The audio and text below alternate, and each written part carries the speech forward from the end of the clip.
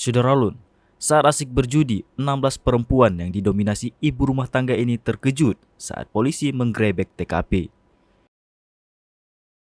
Rumah di Desa Batu Belubang, Kabupaten Bangka Tengah, Kepulauan Bangka Belitung ini dilaporkan kerap dijadikan tempat perjudian yang meresahkan warga sekitar.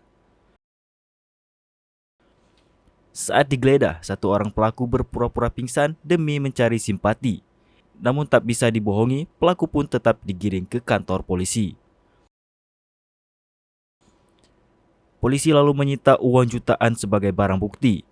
Para pelaku yang kini sedang menjalani pemeriksaan di Mapolres Pangkal Pinang dijerat dengan pasal 303 tentang perjudian.